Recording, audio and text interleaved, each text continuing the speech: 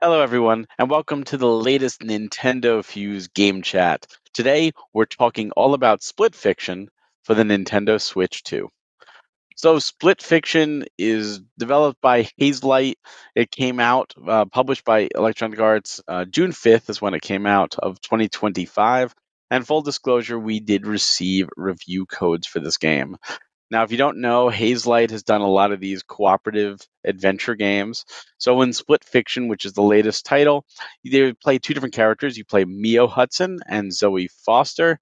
They are both writers. They're invited to come to this company called Radar Publishing, and they're there to test out like an experimental stimulation device where you kind of get to live out your stories that you've written.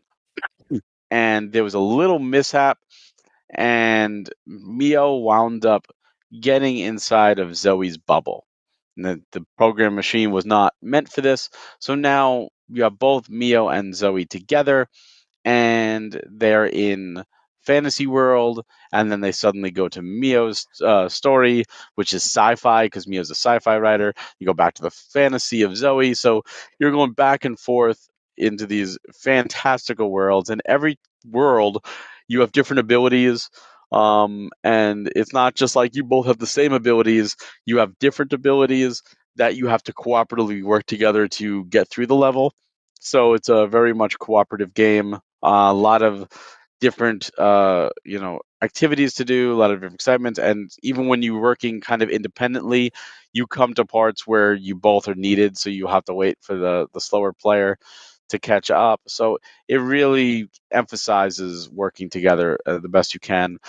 Greg, what's your take with this game? What's your experience like? I don't get to be able to talk about the solo experience because I actually got the review code here we could check out and we could both play it together. So then we both actually sat down one evening and played for several hours and got through, I think, around a quarter of the game. And I think we had pretty good time. So, like, as you said, the story was very interesting, that a lot more like interested me at least because I kind of like those two genres of things like the space exploration and space themed levels along with anti-gravity abilities and whatnot, and then even with like the world where you're magic and old school like standard fantasy tropes with like castles and trolls and ogres. And I really like that stuff. I know she didn't really necessarily care for some of those, kind of realizing, hey, we actually both have to kind of work together. You don't just get to beat the level and like so many different parts where you're needed to jointly do things together. And then you're also, one person has to be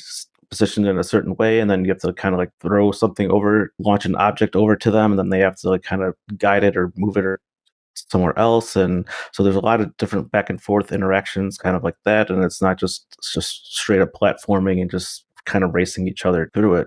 And some of the platforming things I was very thankful. There's like almost like a lock on or a snap type mechanic. So then you kind of snap to like these like single platforms that look like you could easily miss or overshoot them, but you snap to the platform and you actually make the jumps really seamlessly and flawlessly. So that was definitely a very well appreciated part throughout the platforming segments. We had a ton of fun going through the different levels, and I don't know if there was anything else you wanted to touch down that spoke about or whatever, Barry, but yeah.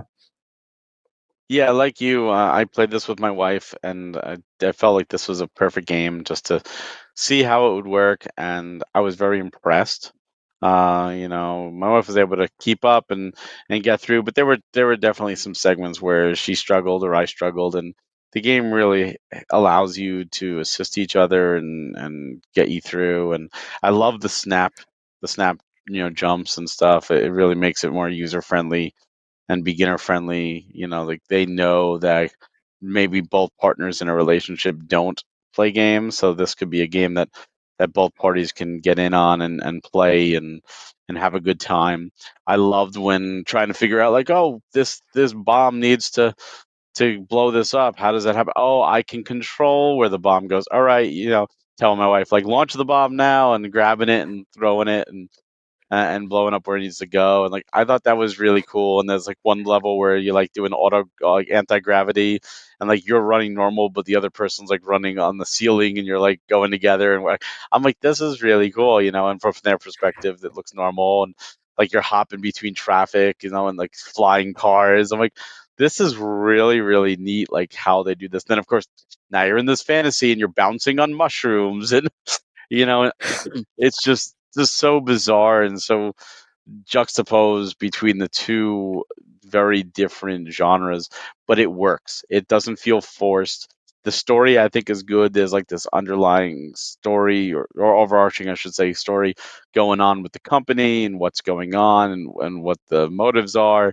And you get little glimpses of it as you progress. And of course, the two characters are not buddy buddy. They're very different characters and they have a lot of dialogue between each other, and I think that adds to the dynamic. It adds to the fun as you go along with the journey with them. And I just think it was a really, really well done game. Just a lot of fun. But I don't know how this is. I haven't tried it solo, but I can't imagine it being as much fun as if you were playing with somebody else.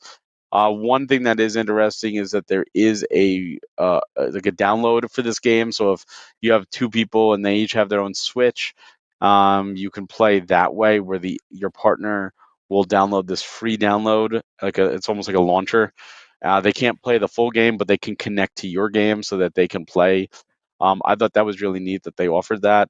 But the way we played is we played docked two pro controllers, and we're no problem. We just played like that. So just so to reiterate again, the game did come out June 5th.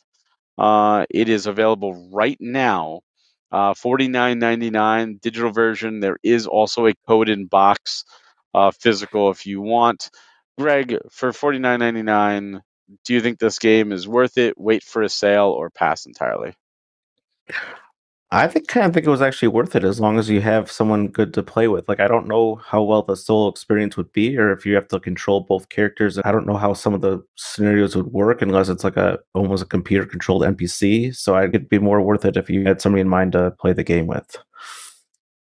Yeah, I can echo that. I don't know how it is solo, but I think the story is strong enough that it's worth experiencing.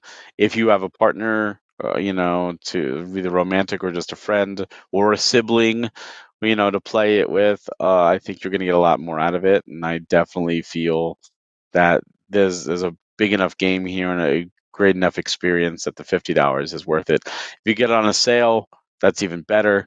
But if you enjoy a little platforming, a little action, 3D style game, narrative driven, it's a very narrative game. Then I think you will definitely enjoy it. So once again, thank you for the codes. It's again because they're provided for us for review purposes. So we do appreciate that.